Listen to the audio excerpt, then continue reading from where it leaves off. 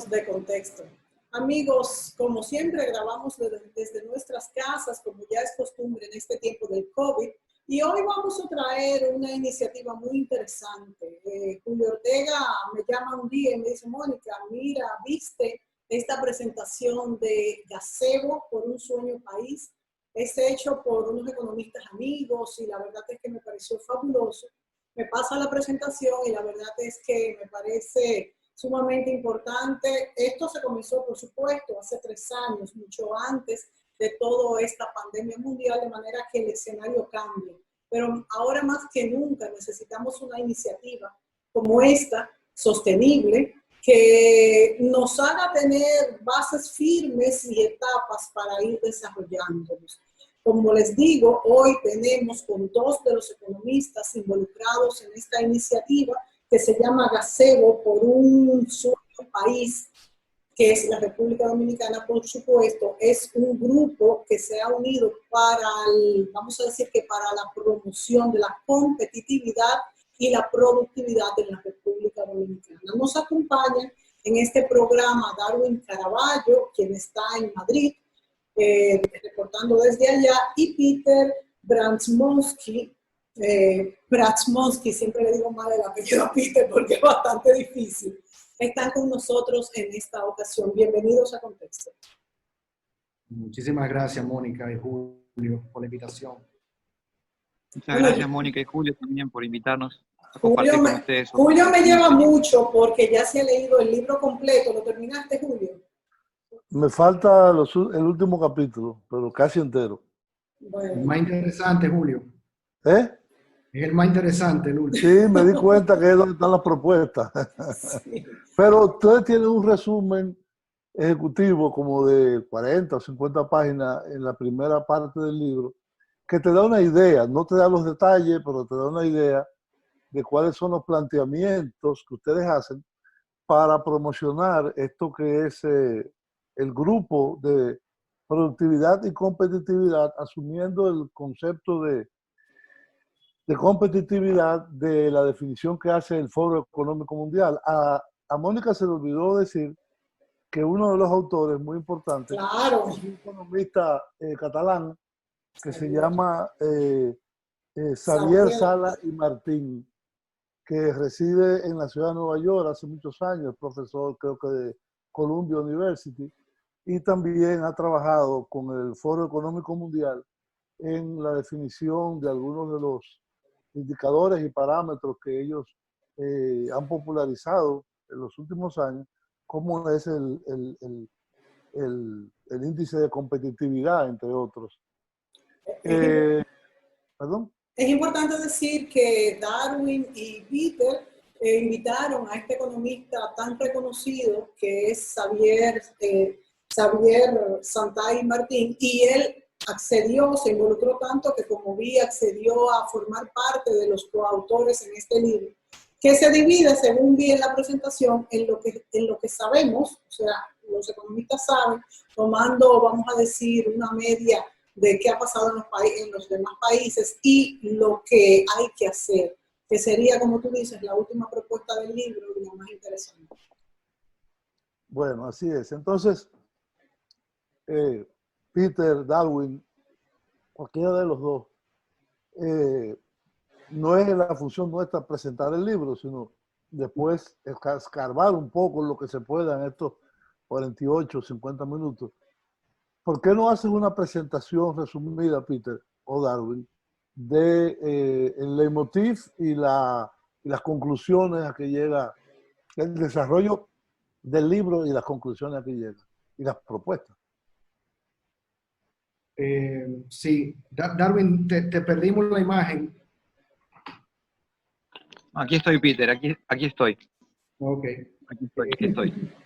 Quisiera dar una primera vuelta a esta respuesta y luego entonces entramos en más temas. Bueno, el grupo Gazebo originalmente se llamaba, se inició en el 2014, un grupo de ciudadanos, empresarios, académicos, inclusive miembros de la iglesia que, preocupados con el futuro del país, pues decidieron iniciar un diálogo nacional, diálogo para identificar cuáles eran los grandes obstáculos que, a pesar de todo este crecimiento que hemos tenido espectacular de la economía dominicana, la estabilidad económica, todas estas brechas sociales todavía se mantienen, brechas que van en temas de desigualdad, desempleo, el acceso a los servicios fundamentales, la calidad de esos servicios, y no se veía cómo ese crecimiento estaba realmente mejorando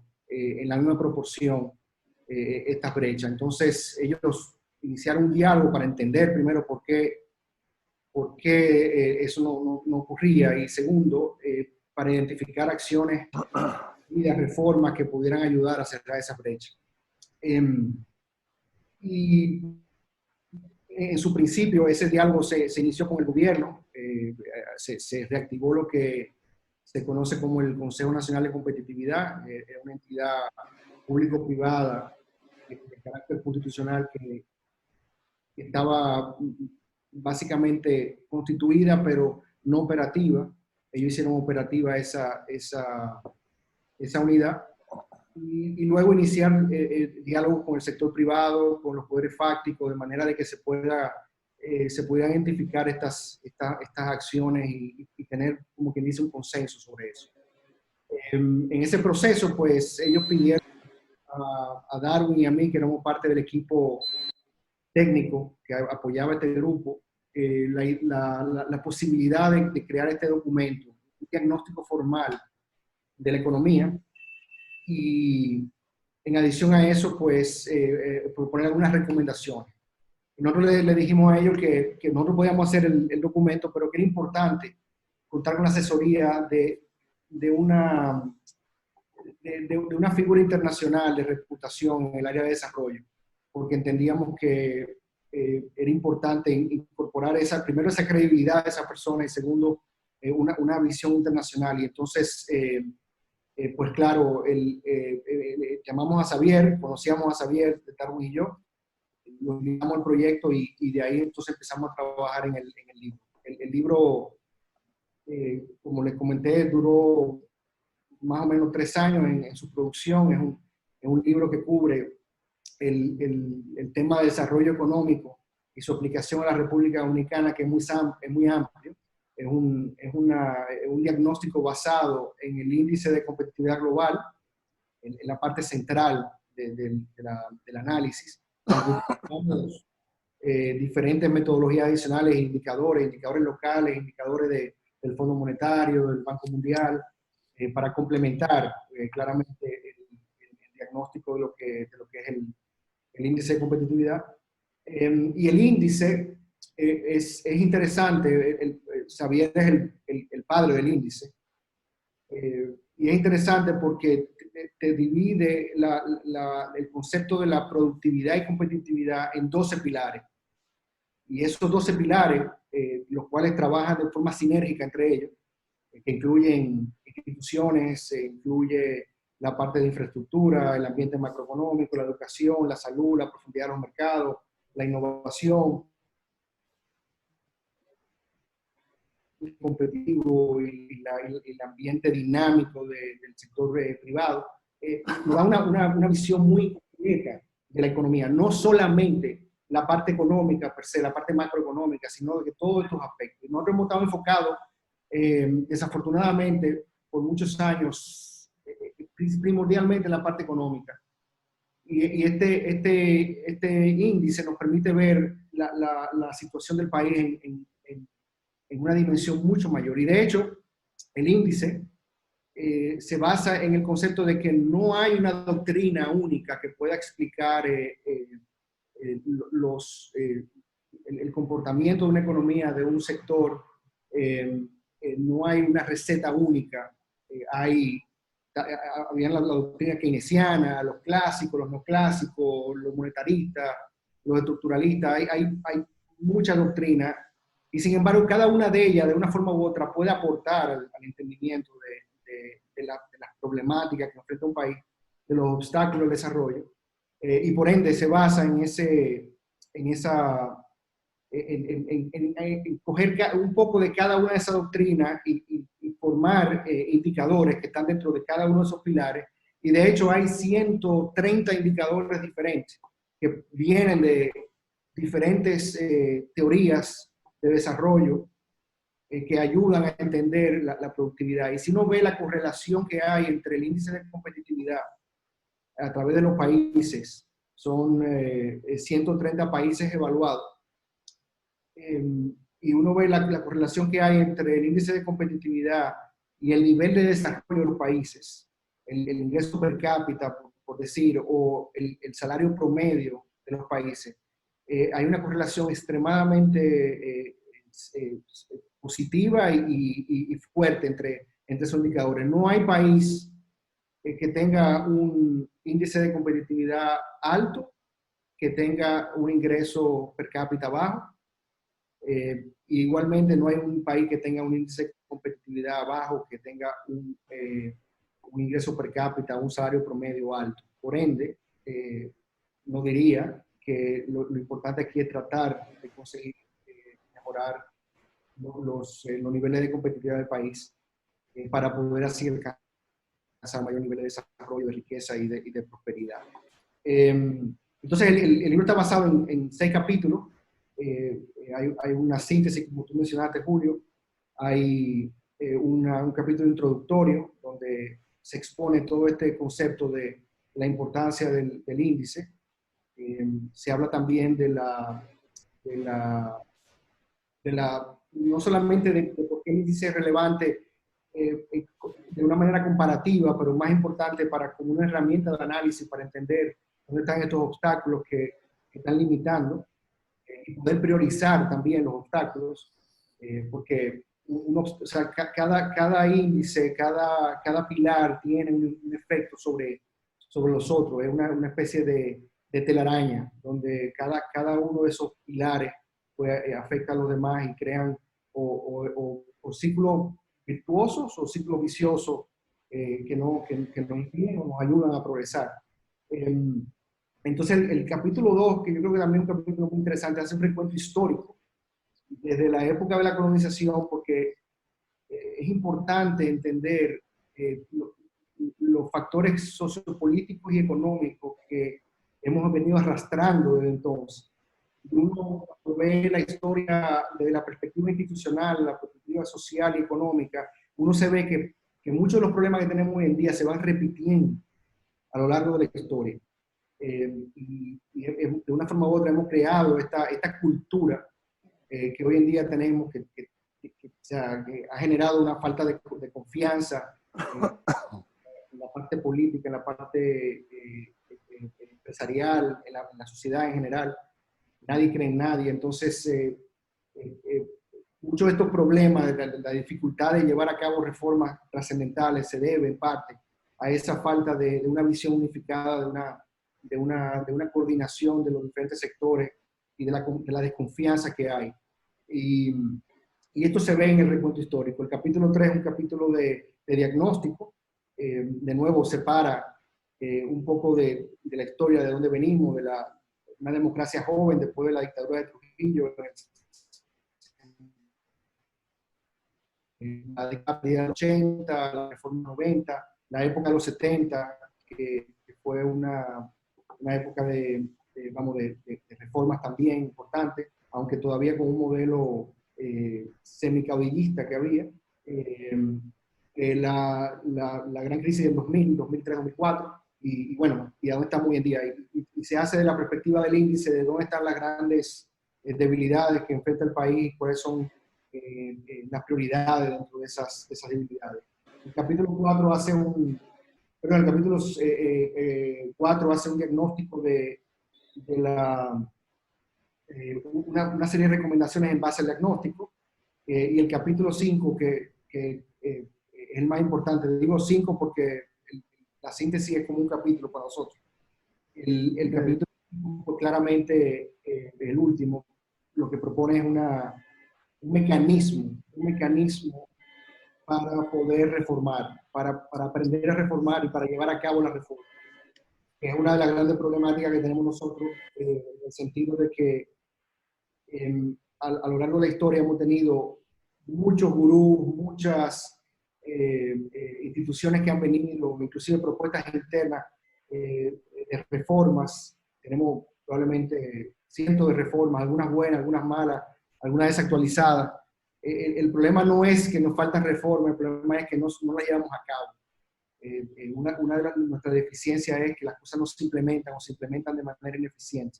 Y entonces en ese capítulo nosotros proponemos una serie de mecanismos y de órganos supervisores para que la sociedad trate de llevar a cabo esas, o sea, exija que se lleven a cabo estas reformas. Y básicamente ese en términos generales el contexto de cómo está organizado el libro. No sé, Darwin, si tú quieres agregar algo más a esa introducción larga, por cierto. Gracias, Peter. Yo creo que abordaste muy bien el contenido del documento, solo que para darle un giro a lo que planteaste, que creo que fue muy bueno, es entender que los empresarios, Mónica y Julio, tenían esa sensación de que la economía dominicana funcionaba bien, pero que habían cosas que no estaban del todo adecuadas. Y bajo esa circunstancia quedamos en la intención de abordar los problemas del desarrollo desde una perspectiva más amplia. Ahí fue cuando recurrimos a Javier, y ahí fue cuando concluimos que los problemas no están básicamente en los abordajes estructurales de la economía, sino en la debilidad institucional y fundamentalmente en la educación. En uno de los capítulos, que tal vez por eso es que yo participo como coautor en ese espacio del documento, en la medida de que la educación ha sido, según lo que el libro demuestra, el factor común para que los países logren y alcancen los niveles de desarrollo y prosperidad que plantean. En la República Dominicana, como ustedes saben, se ha invertido mucho en educación, se ha invertido 20.000 millones de dólares desde que se aprobó el 4%, pero todavía no están los resultados en la línea, y es por eso que el libro plantea que ese sea uno de los sectores en los cuales ese mecanismo de experimentación que Peter compartía con ustedes sea el que se inicie como primera experiencia. Bueno, excelente este compendio. Yo les pregunto a ustedes entonces, quizás en este momento de un cambio de gobierno y de los efectos de esta pandemia, donde hemos visto que estos 12 pilares que ustedes plantean son decisivos para alcanzar realmente una productividad y una competitividad como país, ayuda a que quizás esto se tome en cuenta como una guía, porque ustedes mismos lo han mencionado, muchas veces se han planteado incluso en la estrategia de desarrollo y no se ha cumplido, no tenemos un método sostenido de hacer, de cumplir por etapas. Ustedes, ¿qué visualizan en ese sentido ahora para salir de esta pandemia y ayudarnos con estos, vamos a decir, esto que ustedes han planteado como resumen? Sí, la propuesta del libro se hicieron previo a la... No, obvio, sí, pero mi pregunta es, Peter, ¿ayudaría a concientizarnos? Porque yo creo que en muchas cosas que no hemos podido enfrentar la pandemia mejor, es porque estos 12 pilares que ustedes perfectamente detallan no están bien definidos. Entonces, esa es mi pregunta. ¿No pudiera ser esto un catalizador a que esto se lleve a cabo? Sí, a eso iba. Aunque las propuestas del libro se hicieron previo a la pandemia, lo que ha pasado con la pandemia es que acelera la necesidad de estas reformas. Nuestra debilidad institucional, como mencionó Darwin, nuestro problema, nuestro sistema sanitario, la profundidad de nuestros mercados, pues claramente se ven, sus deficiencias se ven mucho más resaltadas por el tema de la pandemia.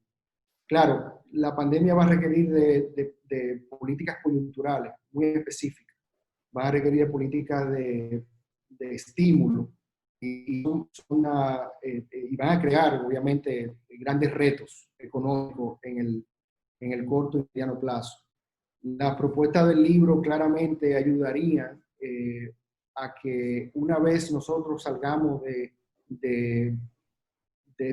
esta pandemia, de todo lo que implica, el país se encuentra en una mejor posición para hacerle frente a los retos de desarrollo. Y de hecho, el principal reto que enfrenta el país, y creo que la pandemia lo ha hecho mucho más evidente, es lo que se conoce como la cuarta revolución industrial. son todas estas tecnologías que se combinan, la nanotecnología, la inteligencia artificial, las neurociencias, la hiperinformación en la que vivimos, todo esto. El hecho de que estamos haciendo esta entrevista virtual, pues claramente es un reflejo de todos estos cambios que se van a dar. Son cambios que afectan todos los ámbitos de la sociedad, el mercado laboral, el mercado de productos, el mercado de servicios, el ambiente sociopolítico y económico, en todas sus dimensiones lo afecta. Y la pandemia obviamente acelera todo esto. Entonces, nosotros tenemos que preparar el país para el futuro. Yo creo que la coyuntura actual, con un cambio de gobierno, con la necesidad, donde todo el mundo se ve en una gran encrucijada con este tema económico, es un idóneo para poder implementar muchas de las reformas que se proponen en el libro, muchos de los mecanismos que se proponen en el libro para que las reformas que se identifiquen se lleven a cabo.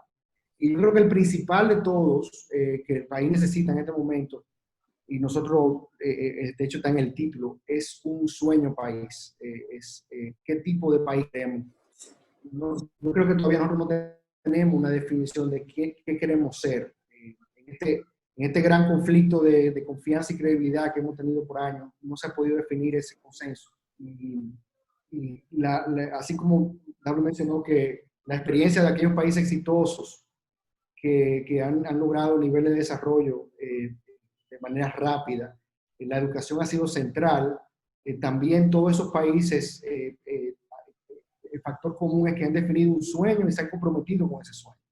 Entonces es importante definir un sueño porque de ese sueño, qué montaña queremos escalar, va a depender obviamente de qué carretera vamos a tomar y cuáles son las medidas que vamos a implementar en el camino. Va a depender los sectores que van a hacer lanza para lograr ese sueño, de las políticas y reformas que se van a necesitar para lograr ese sueño, y claramente la priorización de los obstáculos que impiden lograr el sueño. Entonces, lo primero es lograr ese sueño, y para lograr ese sueño nosotros proponemos también una gran concertación, una gran cumbre, donde todos los sectores se unan y digan, bueno, estamos acá, hacia dónde queremos ir, claramente, luego de sobrepasar la pandemia, que va a implicar una serie de una vacuna o una medicina muy particular, muy peculiar.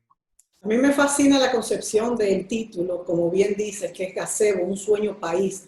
Y explicaba Xavier en la introducción que se hacía de la presentación del libro, que todos los países que han alcanzado un alto grado de competitividad y productividad ha sido por un compromiso de todos los sectores, y esto es lo que tenemos que lograr. Y pues, lo plantean ustedes claramente en este libro. Nos vamos a la pausa y continuamos enseguida.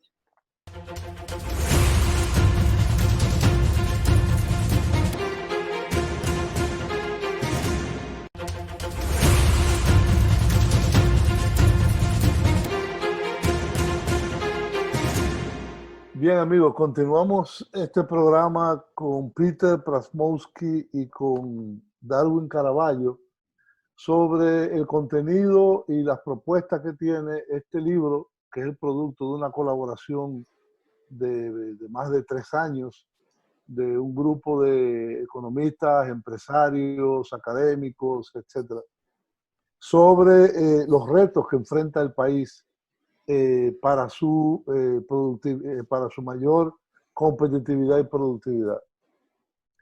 Hay una de los conceptos que ustedes usan que me gustaría que se explicaran a la teleaudiencia, y es la naturaleza extractiva de las instituciones dominicanas y su, diríamos, transformación en un modelo inclusivo.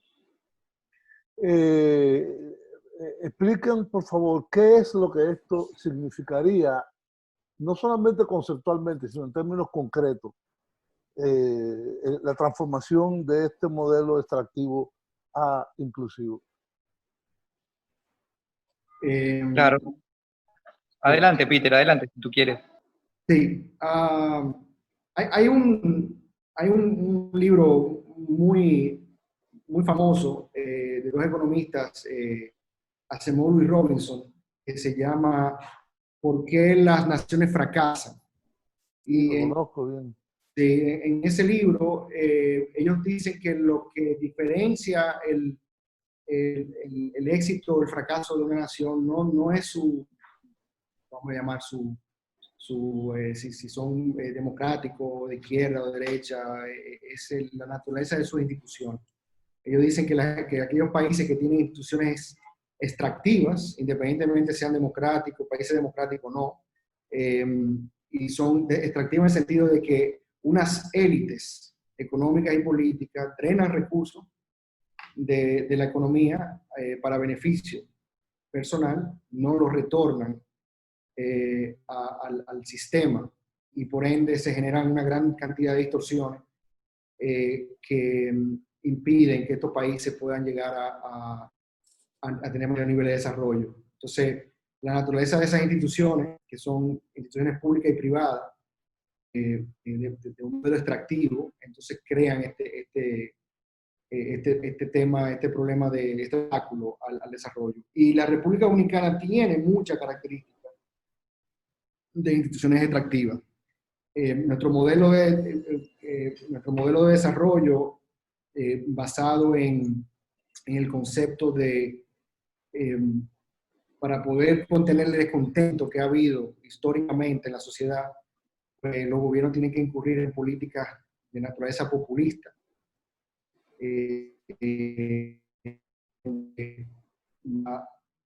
Los recursos están invertidos fundamentalmente no en generar productividad, sino en paliar un poco el descontento, y por ende no se crean los fundamentos, las inversiones de capital necesarias para que el país progrese. El modelo extractivo, de una manera u otra, genera una carga muy fuerte sobre los sectores productivos, a través de impuestos que son distorsionantes o impuestos que son desproporcionales a nivel de la economía. Nosotros explicamos muy bien eso en el libro. Los gobiernos incurren en un déficit alto. Aparte de todo, hay un problema este problema de credibilidad que hay en el uso de los recursos, la manera que el Estado se maneja, pues fomenta la informalidad, fomenta la evasión. Hay un éxodo de los sectores productivos hacia esa informalidad, lo que hacen que la capacidad recaudadora y de inversión del Estado sea muy limitada. Lo hace vulnerable, lo hace ineficiente. Y por ende, esta política de endeudamiento que compiten para cubrir esos grandes déficits que hemos tenido por años, los últimos 20 años básicamente, pues, compiten con el crédito del sector privado, implican unas políticas económicas y monetarias restrictivas para poder contener el impacto que eso puede tener en la tasa de cambio, la inflación, elevando las tasas de interés reales y por ende desplazando la inversión, la formación bruta de capital en la economía, la inversión privada en particular. Y eso es la naturaleza extractiva, un modelo que crea un círculo vicioso, y ese círculo vicioso, pues, de continuar, nosotros decíamos previo a COVID, de continuar tarde o temprano sí va a ser insostenible. Pero COVID acelera de una forma u otra la realidad, y por ende este modelo hay que cambiarlo. Es un modelo que debe ser inclusivo, un modelo que debe aliviar la asfixia fiscal, debe fomentar la inclusión, debe hacer que se inyecte credibilidad en las instituciones privadas y públicas, y por ende que haya un Estado de Derecho y unas instituciones que la gente respete. El Estado debe tener o recobrar la cuota de credibilidad por un lado, y por otro lado la calidad moral para exigir la inclusión de la sociedad en el sistema. Y esto es lo que nosotros proponemos en el libro: cambiar el modelo de extractivo inclusivo como una de las medidas importantes que se... Sí, dentro de esa propuesta, ustedes consideran que debe propiciarse como un diálogo para el desarrollo, creo que fue que le llamaron, y que dentro de los 12 pilares que tiene el índice global de competitividad, ustedes priorizan 2, que son la reforma de las instituciones un acuerdo para la reforma de las instituciones y para la reforma de la educación y la ampliación y su profundización. Y por otro lado, hay otra cosa que dentro de esto me gustaría entender un poco más, porque ustedes hablan de delegar el monitoreo de las metas de esas instituciones a instituciones internacionales, incluido el Poder Legislativo y Judicial. Es decir, que el Congreso y la justicia deben estar monitoreadas por organismos internacionales, qué sé yo, como pasó en Guatemala, con la Comisión Internacional contra la Impunidad en Guatemala, que funcionó durante un tiempo y que ahora creo que está comenzando en El Salvador. ¿Sería algo así? Y centrarnos en esto, en instituciones y educación. ¿Quién supervisaría el plan educativo, por ejemplo? Antes de entrar a esa parte, yo debería a Darwin que toque ese tema también, pero antes de entrar a esa parte, la priorización es importante mencionarla. Hay dos escuelas de pensamiento sobre cómo se deben llevar. La escuela que habla de lo que se llama el Big Bang, el programa de choque. Sí. Todos juntos. En Europa. ¿Perdón? Digo, todas las reformas juntas. Sí, todas de un solo golpe. De hecho, Jeffrey Sachs, uno de los gurús que iba a los países, tiene un libro que se llama el fin de la pobreza, y te decía, aquí hay 150 medidas que tú debes implementar y reforma, y con eso ya tú sales de tu problema y tú vas a desarrollar.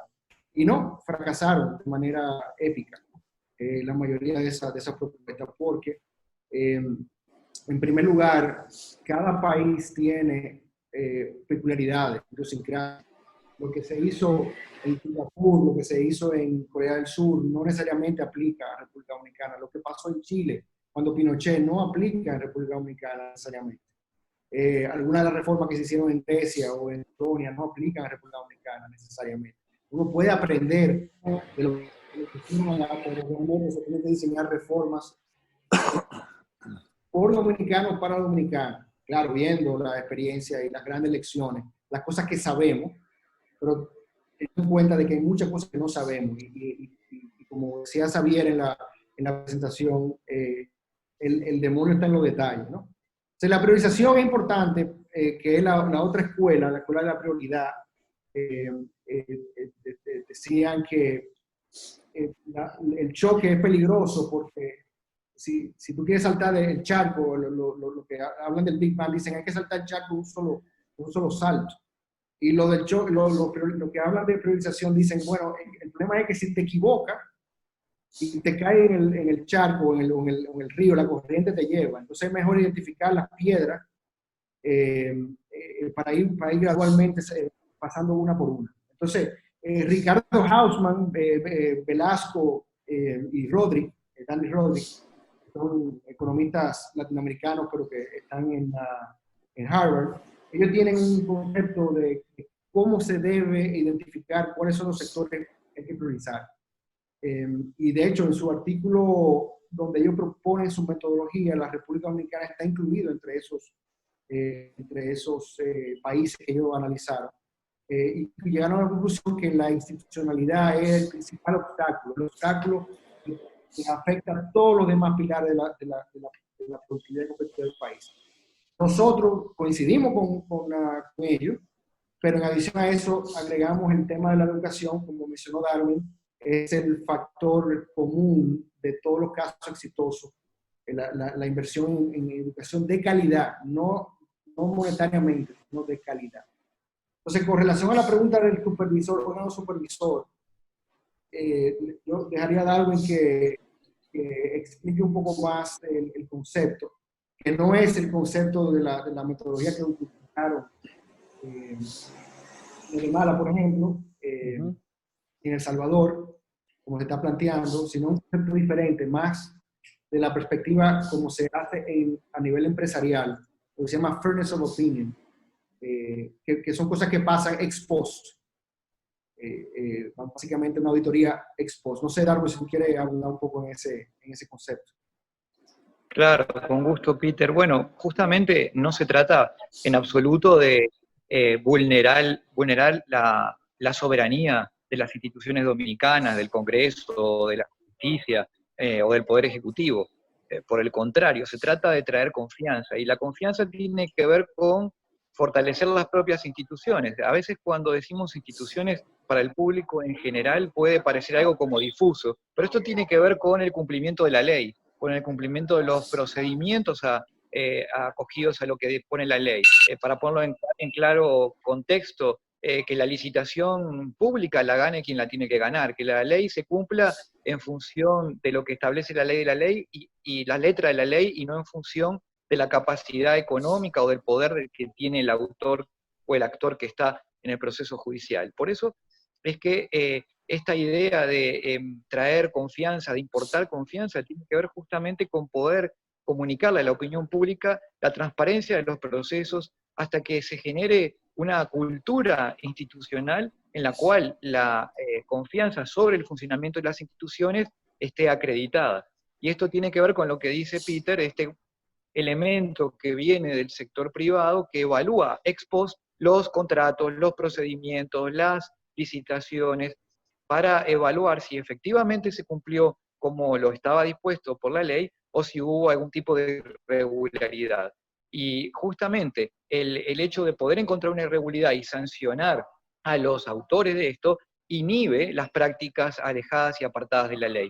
Y de eso se trata básicamente, poder crear esta entidad o este espacio institucional que con soporte de credibilidad y de confianza y legitimidad externa esté garantizando que esto comience a darse en la República Dominicana. Nosotros vemos que hay espacios institucionales ya disponibles en la legalidad local, como es el Consejo Económico y Social, donde allí concurren todos los actores, los sociales, los económicos, los institucionales políticos y otras fuerzas vivas de la sociedad, a través del cual se pudiera perfectamente darle ese potencial legal que tiene la herramienta para crear credibilidad en las decisiones de política y traer así transparencia a los procesos, que son grandes parte de las circunstancias que a veces genera esta fragilidad de la solidez institucional. Y por otra parte, como bien señala Peter, la priorización, por un lado, más y mejores instituciones, por el lado de la educación como el único factor común que explica el desarrollo de los países, bueno, la importancia de crear una reforma educativa que se traduzca en aprendizajes efectivos de los estudiantes. Ustedes conocen muy bien, y quienes nos ven y escuchan saben que el país ha hecho un enorme esfuerzo por financiar la educación durante los últimos tiempos. Se ha invertido de forma acumulada desde el 2013 $20.000 millones y los aprendizajes no cambian. Allí lo que el libro propone es, primero, partir de la humildad y decir, en República Dominicana se ha hecho todo lo que mandan los manuales, pero sin embargo los resultados no están. Allí la humildad de reconocer que a ciencia cierta no se sabe qué funciona en el país, y por eso se deben generar procesos experimentales, procesos que permitan en pequeña escala ensayar soluciones que están bien fundadas, que son documentadas, pero que no se sabe si a priori van a funcionar. Una vez que esto se logre reconocer y aplicar, entonces poder extender y ampliar al resto del país. La educación es clave, es la política social más importante que tiene el país. Más de 1/5 parte de los recursos públicos se destina a este sector, y allí pasa la vida y transcurre la trayectoria de 1 de cada 3 dominicanos, por lo cual es una política central al proceso de construcción, no solamente de ese potencial de desarrollo que tiene el país, sino también del fortalecimiento de una identidad nacional que permita construir el sueño que el libro plantea en definitiva como gran elemento aglutinador, como la posibilidad de migrar del modelo extractivo que Julio planteaba hoy a ese modelo inclusivo que procure el bienestar de todos y cada uno de los ciudadanos. Nos vamos a la pausa y volvemos inmediatamente.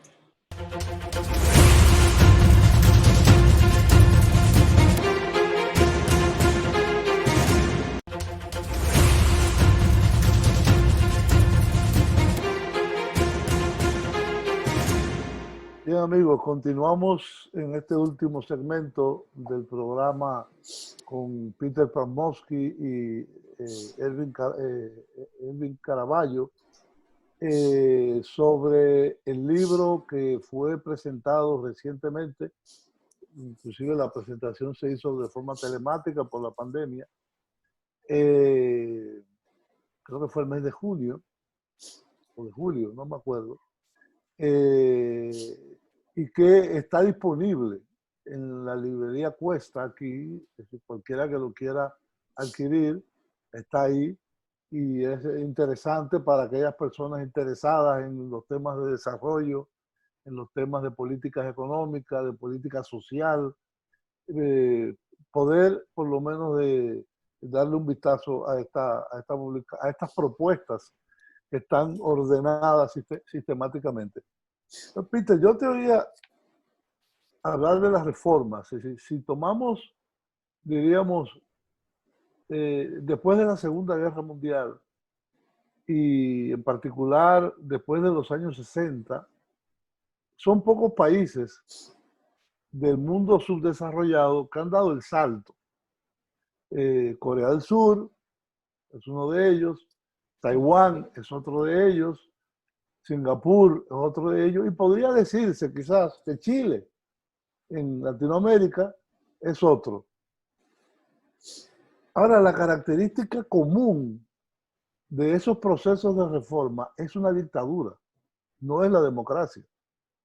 Y hay culturas tan distintas como Chile a, qué sé yo, a Singapur o a Corea del Sur. Ustedes plantean que todos estos cambios lo hagamos en democracia. Entonces, la gobernabilidad de ese proceso, ¿cómo se puede lograr en un sistema de fortalecimiento de la democracia, no solamente en términos electorales, sino también la democracia entendida como manejo de instituciones?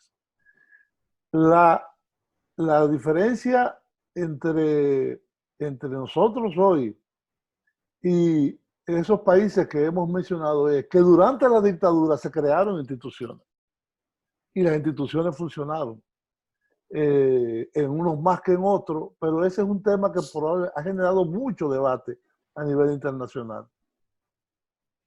Sí, sin duda. La mayoría de los cambios que se requieren son amargos, son cambios difíciles. Los cambios institucionales implican toda modificaciones en la forma de la sociedad actuar y coexistir. Y claro, los modelos que tenemos de desarrollo hasta la fecha pues están diseñados en base a estas ineficiencias que cada vez se enquistan y se hacen cada vez más difíciles de cambiar. Por eso nosotros en el libro proponemos un órgano social supervisor, un órgano que de una forma u otra funcione como un ente que exija al sector público, al sector privado, a la sociedad, el cumplimiento de las y ese sería el CES.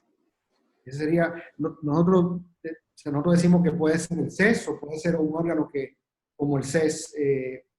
Bueno, el CES está creado constitucionalmente, creo. Claro, nosotros creemos que hay que modificarlo, hay que hacerlo, hay que cambiarlo para darle una estructura de gobierno o de gobernanza más eficiente. Pero el CES podría perfectamente hacer ese trabajo. Y yo creo que pero lo más importante aquí yo creo que es cómo el CES, haciendo este tipo de evaluaciones de lo que mencionaba Darwin, de estas auditorías que se hagan post-mortem, vamos a llamarlo así, cuando se hace el evento.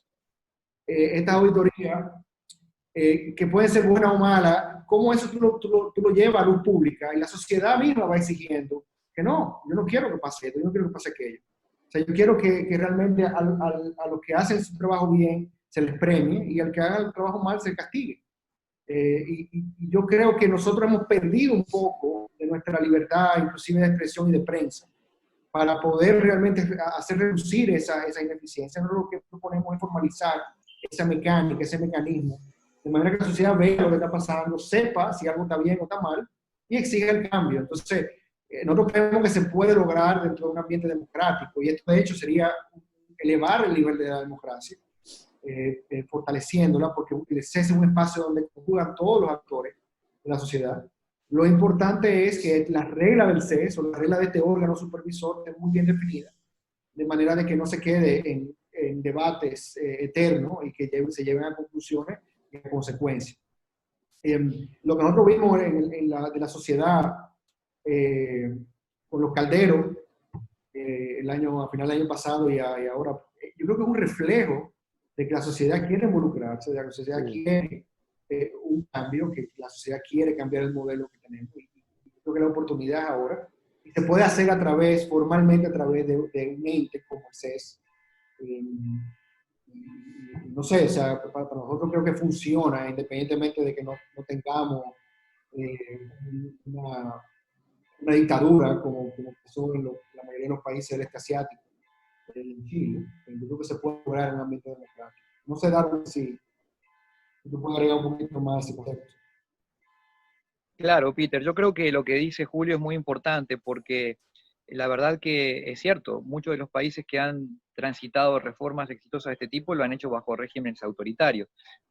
Otros no tanto, pero con tradiciones diferentes y con características diferentes a la República Dominicana. Por eso es tan importante ese sueño país y esas cumbres que el libro plantea para poder acordar un espacio que enfoque todo aquello que une a los dominicanos más que lo que los separa.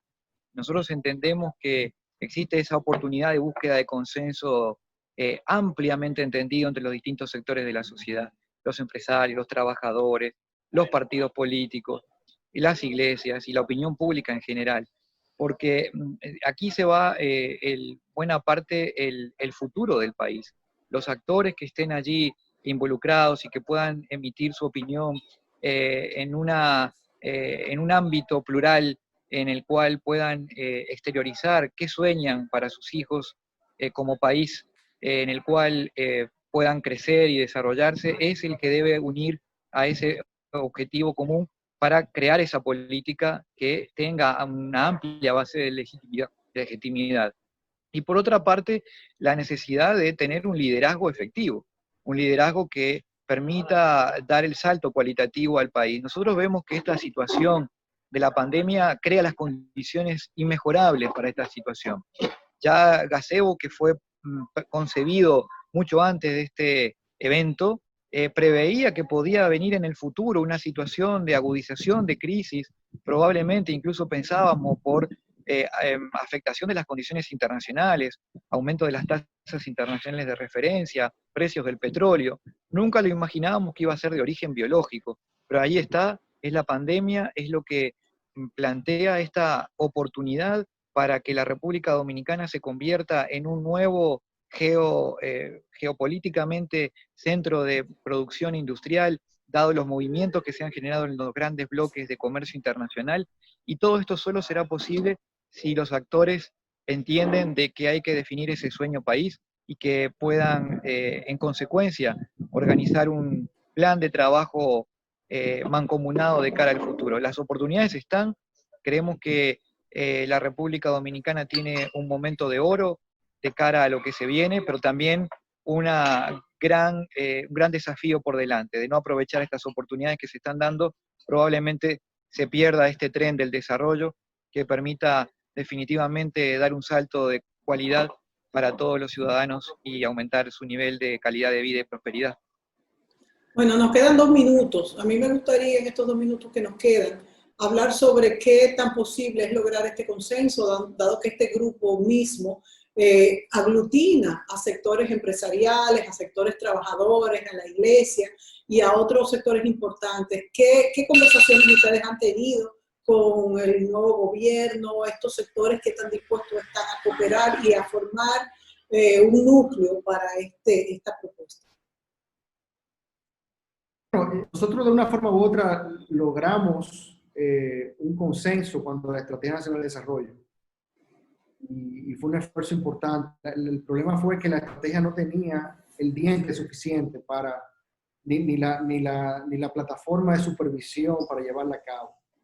Yo creo que el esfuerzo que se hizo, aparte de que nosotros en el libro proponemos la necesidad de hacer una nueva estrategia nacional de desarrollo, una en 2.0, la cual sea más accionable, más aterrizada, con niveles de priorización y de secuencia responsables y indicadores KPIs para poder darle seguimiento.